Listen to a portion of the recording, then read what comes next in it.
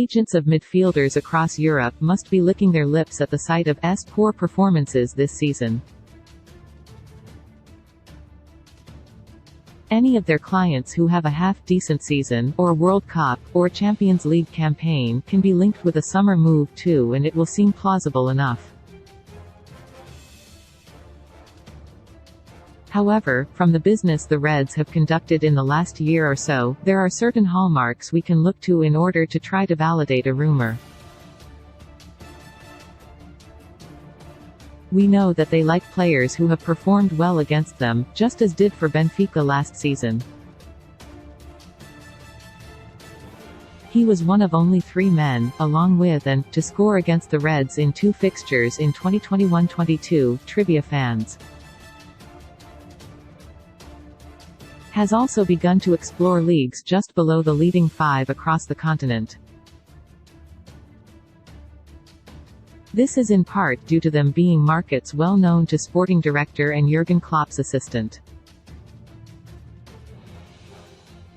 Núñez and Luis Diaz were signed from the Portuguese Primeira Liga, with Enzo heavily linked before his move to Chelsea. Meanwhile, Cody Gakpo was previously plying his trade in the Eredivisie. The Reds are now being linked with a midfielder from Ajax, who ticks both of these apparent transfer scouting boxes.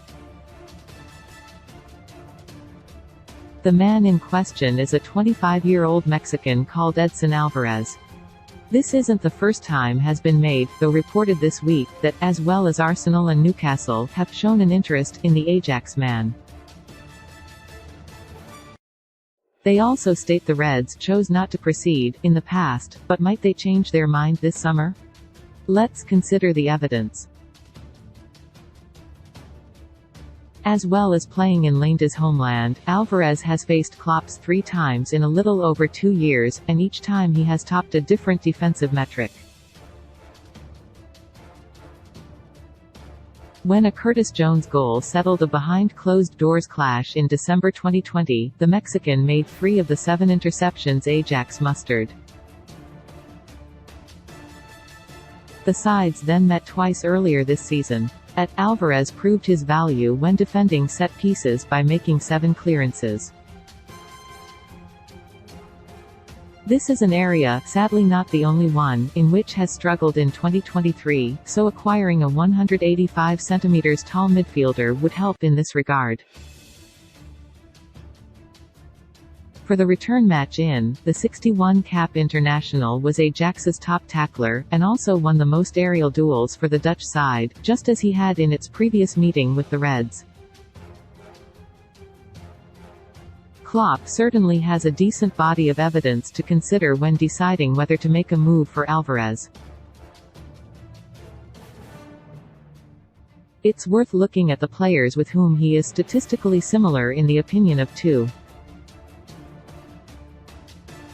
Norwich City's Kenny McLean is unlikely to set pulses racing, but how about and?